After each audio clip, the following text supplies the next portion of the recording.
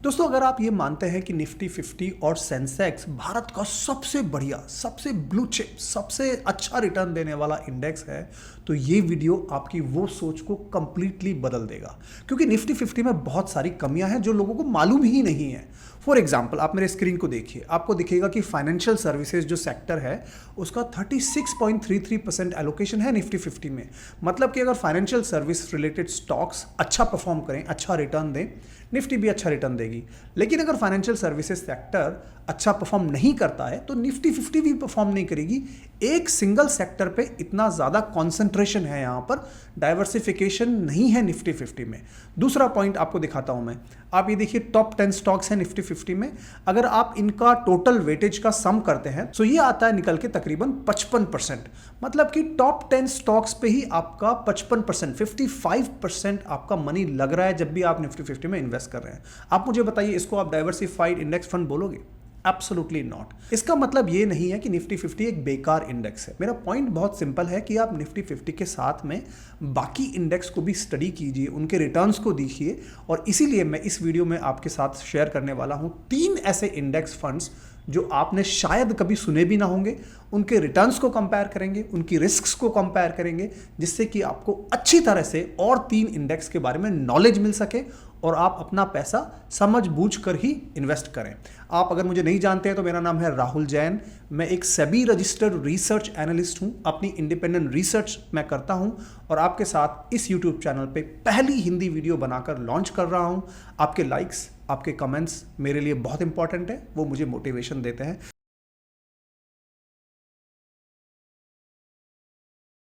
चलिए शुरू करते हैं इस वीडियो को और पहले इंडेक्स फंड से मैं आपको इंट्रोड्यूस कराता हूं।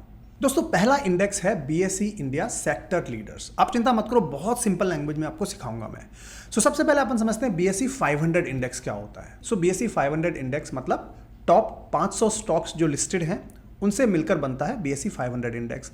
अब बीएसई इंडिया सेक्टर लीडर्स क्या करता है ना, कि बीएसई 500 जो स्टॉक्स हैं उनमें हर स्टॉक का एक कोई सेक्टर होगा। For example, Mahindra and Mahindra, इसका सेक्टर हुआ ऑटो। एचडीएफसी बैंक का सेक्टर हुआ बैंकिंग, राइट। हर सेक्टर के 3 सबसे बड़े स्टॉक्स बाय मार्केट कैप उनको ये पिक करता है। फॉर एग्जांपल, बैंकिंग सेक्टर में सबसे 3 बड़े स्टॉक्स मार्केट कैप के हिसाब से कौन से हैं? एचडीएफसी है, आईसीआईसीआई है, एसबीआई बैंक है। तो इन 3 स्टॉक्स को बैंकिंग सेक्टर से पिक करेगा और बन जाएगा BSE India sector leaders index. इस तरह से बहुत सारे सेक्टर्स में से हर सेक्टर के 3 टॉप स्टॉक्स को चूज करेगा। मतलब कि केवल 500 स्टॉक्स में से उन स्टॉक्स को पिक करके ये इंडेक्स बनता है जो कि लीडर्स हैं। अब आप बोलोगे, राहुल भाई इससे फायदा ही क्या हो रहा है अपने को? फायदा बहुत बड़ा है इससे। आप देखिए मेरे स्क्रीन पे आपको क्या दिखेगा। ऐसा करने से सबसे बड़ा फायदा होता है कि ये इंडेक्स मच मोर डाइवर्सिफाइड हो जाता है। फॉर एग्जांपल, इस इंडेक्स में फाइनेंशियल सर्विसेज का वेट कितना है? 13.5%। बीएसई 500 में कितना है? 30.4%। मतलब कि बीएसई इंडिया सेक्टर लीडर जो है वो इवनली डिस्ट्रीब्यूटेड है इन डिफरेंट सेक्टर्स। अगर आप इसमें इन्वेस्ट करते हैं तो आपका पैसा ज़्यादा डाइवर्सिफाइड हो रहा है, ठीक है। दूसरी बात, अगर आप देखेंगे, अगर मैं आपको बताऊं टॉप 3 सेक्टर्स का कितना वेटेज है, ठीक है, तो बीएसई 500 में इसका वेटेज है 45.8%। मतलब बहुत ज़्यादा डिपेंडेंट है टॉप 3 सेक्टर्स पे बीएसई 500। लेकिन BSE India sector leader index ऐसा नहीं कर रहा है। उसमें 3 सेक्टर्स का एलोकेशन आता है 29.3%। टॉप 3 स्टॉक्स को भी अगर आप देखते हो तो बीएसई इंडिया सेक्टर लीडर में 15.1%, बट बीएसई 500 इंडेक्स में उसका एलोकेशन निकल के आता है 17.7%। मतलब बहुत सिंपल है, BSE India sector leader index जो है ज़्यादा डाइवर्सिफाइड है और लीडर स्टॉक्स पे ही ये बेट कर रहा है। अब आप बोलोगे, राहुल भाई इससे रिटर्न्स पे क्या फर्क पड़ता है? तो मैं आपको कुछ डेटा दिखाता हूं। अगर आप सिंस इंसेप्शन देखेंगे, मतलब जब से ये इंडेक्स बने हैं तब से आप कंपेयर करेंगे, तो इस बीएसई इंडिया सेक्टर लीडर ने बीएसई 500 से कहीं ज़्यादा अच्छे रिटर्न्स दिए हैं। 14.2%। 15 साल देखो, 10 साल देखो, 7 साल देखो, 5 साल देखो, 3 साल देखो, सभी ड्यूरेशंस में इसने कंफर्टेबली बीएसई 500 को इजीली बीट किया है। 1-2% ज़्यादा रिटर्न दिए हैं। 1-2% ज़्यादा रिटर्न 20 साल के लिए, 10 साल के लिए, 5 साल के लिए काफ़ी मैटर करते हैं, बिकॉज कंपाउंडिंग होती है। तो ओवरऑल जो कॉर्पस आपका बनेगा यहाँ पे हिस्टोरिकली अगर हम देखें डेटा के हिसाब से तो अच्छा बनेगा, राइट। तो यहाँ पे अच्छे रिटर्न्स मिले हैं। दूसरी बात, अगर आप हर साल का रिटर्न देखोगे 2007 से अगर आप 19 साल का डेटा देखते हो तो आपको क्या मिलेगा कि पिछले 19 साल में से 12 सालों में बीएसई इंडिया सेक्टर लीडर ने बीएसई 500 से बेटर रिटर्न्स दिए हैं। तो मतलब अगर आप एज ए इन्वेस्टर, अगर आपका मैं एक्सपीरियंस देखूं रिटर्न्स को लेके, तो आपका एक्सपीरियंस मच बेटर रहेगा, मच हैप्पियर एक्सपीरियंस रहेगा historically BSE India sector leaders के साथ। अब आप पूछोगे राहुल भाई रोलिंग रिटर्न्स की क्या बात करें, स्टैंडर्ड डिविएशन की क्या बात करें, अच्छे अच्छे रेशियोज हैं वो भी तो यूज़ करने चाहिए, बिल्कुल करने चाहिए। रोलिंग रिटर्न्स आप देख लीजिए, 1 साल के बेसिस पे, 3 साल के बेसिस पे, 5 साल के बेसिस पे, 10 साल के बेसिस पे इस इंडेक्स ने बेटर रोलिंग रिटर्न्स दिए हैं। रोलिंग रिटर्न क्या बताते हैं अपने को कि कंसिस्टेंसी कैसी है उस पर्टिकुलर इंडेक्स की। मतलब ऐसा नहीं है कि केवल एक ही बार रिटर्न दिया है, पॉइंट टू पॉइंट रिटर्न नहीं है यहाँ पे कंसिस्टेंसी है, तो वो अच्छी है। आप इसका स्टैंडर्ड डिविएशन देखिए, जिसको हम कहते हैं वॉलेटिलिटी क्या है मार्केट में, या इंडेक्स फंड में वॉलेटिलिटी क्या है, मतलब कितना ज़्यादा फ्लैक्चुएट करता है। तो ये कम फ्लैक्चुएट करता है, 25% वर्सेज 26.3%, राइट। आप BSE 500 से कंपैरिजन कर लीजिए, उसमें भी ये बेटर है। तीसरा आता है कि रिटर्न रिस्क का रेशो क्या है, वो भी इसका बेटर है, आप देख सकते हैं यहाँ पे ना। अगेन मेरा इंटेंशन ये नहीं है कि आप इसमें इन्वेस्ट करो, मेरा इंटेंशन सिर्फ इतना है कि आपको डेटा के हिसाब से पता हो कि ये इंडेक्स BSE 500 के कंपैरिजन में कहाँ पे स्टैंड करता है, और ये सारा डेटा आपको यही सब दिखा रहा है, ठीक है। अभी उसके बाद मैं आपको इसको थोड़ा प्रैक्टिकली भी समझाता हूँ। मैं टॉप 6 सेक्टर लेता हूँ और उन 6 सेक्टर के स्टॉक्स आपको बताता हूं अभी जो इस वक्त इंडेक्स में है। बैंकिंग में HDFC bank, ICICI bank, state bank of India, मतलब लीडर्स पे आप यहां पर बेट करोगे। IT में Infosys, TCS, Wipro. Oil, gas and consumable fuels में Reliance industries, IOCL and oil and natural gas corporation limited, right, सबसे बढ़िया बढ़िया स्टॉक्स। FMCG में ITC, Hindustan Unilever, Nestle. Telecom में भारती एयरटेल, इंडस टावर्स, भारती हेक्साकॉम। ऑटो में आप देखें Mahindra and Mahindra, Maruti Suzuki, Tata Motors. मतलब कि ब्लू चिप स्टॉक्स तो हैं ही, लेकिन ये अपने सेक्टर में लीडर भी हैं, और इन्हीं स्टॉक्स को इस इंडेक्स में इंक्लूड किया जाता है। तो जब भी आप इस इंडेक्स में इन्वेस्ट करेंगे तो आप इनडायरेक्टली इन सारे स्टॉक्स में ही इन्वेस्ट कर रहे हैं। तो इस इंडेक्स में टोटल स्टॉक्स कितने हैं? एज ऑफ सितंबर 30, 2025 इसमें टोटल 61 स्टॉक्स हैं। सेंसेक्स से ज्यादा हैं, लेकिन BSE 500 से कम है। तो मतलब एक अच्छा स्वीट स्पॉट है जहां पे आपको अच्छा डाइवर्सिफिकेशन इस इंडेक्स में मिल रहा है। अगर आप इस इंडेक्स के वैल्यूएशंस देखोगे तो वैल्यूएशन भी बहुत ज्यादा नहीं है, BSE 500 के आसपास ही है। PE रेशो उतना ही है जितना BSE 500 का, थोड़ा सा ज्यादा है, बहुत कम माइनर सा फर्क है। PB रेशो आप देखोगे वो भी थोड़ा सा ज्यादा है। All in all this index is a very very good index. मैं आपको यही बोलूंगा कि आप जाके एक्सप्लोर करो। सिंपली गूगल में जाके ये डालो कि कौन कौन से EMCs ने इस पे म्यूचुअल फंड्स लॉन्च किए हैं ऑलरेडी। ये पैसिव इन्वेस्टिंग है, यहाँ पर म्यूचुअल फंड मैनेजर अपना दिमाग नहीं लगाता है, वो सिर्फ इंडेक्स को फॉलो करता है। इंडेक्स में जो भी स्टॉक्स होंगे वो उन्हीं को बाई एंड सेल करता है। तो आपको होपफुली ये इंडेक्स पसंद आया होगा। अगर आपको पसंद आया है तो वीडियो को लाइक कर दीजिए, कमेंट्स में एक सिंपल थैंक यू लिख दीजिए, इससे मुझे मोटिवेशन मिलता है। चलते हैं अभी दूसरे इंडेक्स की तरफ, जिससे आपको क्रिस्टल क्लियर हो जाए। दूसरा इंडेक्स है BSE capital markets and insurance index. ये थीमेटिक इंडेक्स फंड है। यहाँ पे हम लोग बेट करेंगे एक थीम पे, जो कि है capital markets and insurance theme. ये फेयरली न्यू इंडेक्स है, 9 अक्टूबर 2024 को ही लॉन्च हुआ है, और इसकी बेस डेट रखी गई है जहां से इसका अपन बैक टेस्टिंग करते हैं, वो है 18 जून 2018 से। अब इस इंडेक्स के रिटर्न्स को कंपेयर करते हैं सेंसेक्स के साथ। तो देखिए पिछले 5 साल का अगर कंपैरिजन करोगे तो टोटल रिटर्न्स इसने एनुअली कितने दिए? 19.79%, राइट। अगर आप सेंसेक्स को देखोगे तो सेंसेक्स ने दिए 18.06%। सो 5 ईयर बेसिस पे सेंसेक्स से थोड़ा सा बेटर इसने रिटर्न्स दिया है। लेकिन अगर आप लास्ट 3 साल के रिटर्न्स देखते हो तो इसने ऑलमोस्ट डबल रिटर्न्स दिए हैं, 25.27%, और सेंसेक्स ने दिया है 13.56%। सो ऑलमोस्ट डबल यहाँ पर रिटर्न दिया है। बट ये जो इंडेक्स है ये सेंसेक्स से ज़्यादा वॉलेटाइल है, मतलब इसमें फ्लक्चुएशंस बहुत ज़्यादा होते हैं। कैसे पता लगेगा? मैं आपको डेटा दिखाता हूँ। यहाँ पे देखिए सेंसेक्स की वॉलेटिलिटी कितनी है। 3 साल बेसिस पे 12.21% का रिटर्न फ्लक्चुएट हो सकता है। यहाँ पर इस पर्टिकुलर इंडेक्स की है 18.50%। लाइकवाइज 5 साल के बेसिस पे देखिए, चाहे 1 साल के बेसिस पे देखिए, यहाँ पर वॉलेटिलिटी ज़्यादा है। मतलब कि ये इंडेक्स में अगर आप इन्वेस्ट कर रहे हैं तो यू शुड बी ओके। ज़्यादा वॉलेटिलिटी है तो यू शुड नॉट पैनिक। ऐसा नहीं कि आपको डर लगा, आपने तुरंत विड्रॉ कर लिया कि अरे तो डूब गया, मेरा पैसा 5% से कम हो गया। ऐसी वॉलेटिलिटी यहाँ पर हो सकती है। बट अगर आप देखेंगे तो लास्ट 3 साल में इसने रिटर्न्स भी अच्छे दिए हैं। तो अगर आप ज़्यादा रिस्क ले सकते हैं, वॉलेटिलिटी को विदस्टैंड कर सकते हैं, तो आपको होपफुली हिस्टोरिकली ये प्रूव करता है कि ये ज़्यादा रिटर्न देने की क्षमता रखता है। अब किस तरह के स्टॉक्स इस इंडेक्स में इंक्लूड होते हैं? तो around capital market related stocks आते हैं around 46%, and insurance related stocks आते हैं तकरीबन 53%। कैपिटल मार्केट स्टॉक्स का मैं कुछ एग्जांपल देना चाहूँगा आपको। एसेट मैनेजमेंट कंपनीज हो गई, AMCs, जिनमें म्यूचुअल फंड्स हाउसेज हो गए, राइट, HDFC हो गई, निपॉन लाइफ हो गए, वगैरह वगैरह।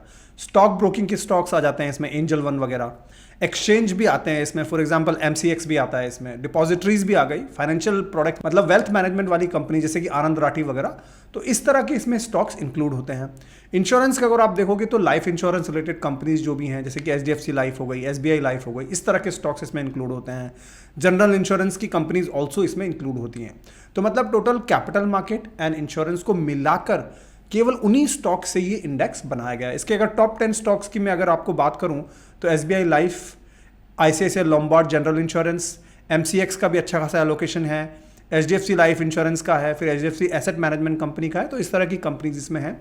ये स्टॉक का allocation time to time change होता रहता है बिकॉज ये इंडेक्स रीबैलेंस होता है, but as of now when I am recording this video इस तरह का इसमें एलोकेशन है। अब आप कहोगे राहुल इस थीम में ऐसी क्या खास बात है? देखो ये थीम जो है ना बहुत ही ग्रोइंग थीम है, कैपिटल मार्केट्स एंड इंश्योरेंस।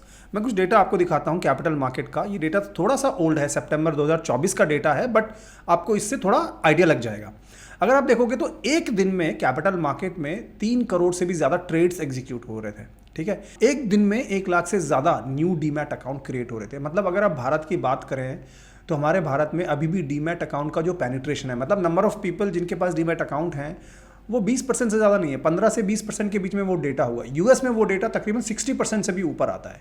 ठीक है, और हमारे यहाँ पे पॉपुलेशन बहुत ज़्यादा है। तो मुझे ऐसा लगता है पर्सनली कि आने वाले 10 से 15 साल में और ज़्यादा लोग ट्रेडिंग अकाउंट्स खोलेंगे, डीमैट अकाउंट्स खोलेंगे, म्यूचुअल फंड्स में इन्वेस्ट करेंगे, राइट।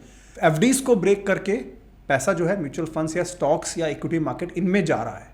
तो ऐसा होने से कैपिटल मार्केट रिलेटेड स्टॉक्स की अर्निंग्स का अच्छा होने का संकेत यहाँ पे हो सकता है। ठीक है, इंश्योरेंस की अगर मैं बात करूं तो आप देखिए 2024 का डेटा है, थोड़ा सा ओल्ड है, बट फिर भी एक दिन में 13 लाख से ज़्यादा नई पॉलिसीज लिखी गई थी। मतलब इंश्योरेंस पेनिट्रेशन अभी भी भारत में बहुत कम है। अगर आप देखेंगे डेटा को, अगर आप देखेंगे कितना ज़्यादा बिजनेस प्रीमियम आ रहा है लाइफ इंश्योरेंस से, तो एक दिन में 1462 करोड़ का। मतलब ये एक ऐसा सेक्टर है जो भी बहुत ज़्यादा लोगों के पास इंश्योरेंस नहीं है। धीरे धीरे मेट्रो सिटीज़ में अब सबके पास होने लगा है, फिर टियर 2 में, फिर टियर 3 में, फिर अपने विलेजेस में सबके पास इंश्योरेंस होने लगेगा। तो अगर ऐसा होता है तो insurance related stocks may do well in future, ऐसा यहाँ पर आप एक थीसिस मान के चल सकते हो। हम गलत भी हो सकते हैं, यहाँ पे हो सकता है कि बहुत सारी कुछ ऐसी पॉलिसीज आ जाएं जिनमें कि ऐसा संभव ना हो पाए, लेकिन अभी के हिसाब से अगर आप देखेंगे तो capital market and insurance theme एक ग्रोइंग थीम है। पिछले 3 साल से काफ़ी फास्ट इसमें ग्रोथ हुई है और हम वो इनके रिटर्न्स में देख सकते हैं। अगर आपको कौन से फंड्स इसमें हैं, ज़्यादा फंड्स इसमें नहीं है। एडलवीज का एक फंड है, आप जाके उसको एक्सप्लोर कर लो, कोई रिकमेंडेशन नहीं है। आप गूगल कीजिए कि capital market and insurance related कौन कौन से म्यूचुअल फंड्स अभी अवेलेबल है मार्केट में। अगर आपको 2-3 फंड्स मिलते हैं तो थोड़ा कंपेयर कर लीजिए किसमें एक्सपेंस रेशो कम है, किसका फंड मैनेजर को ज़्यादा एक्सपीरियंस है, इस तरह की चीज़ें कंपेयर करके।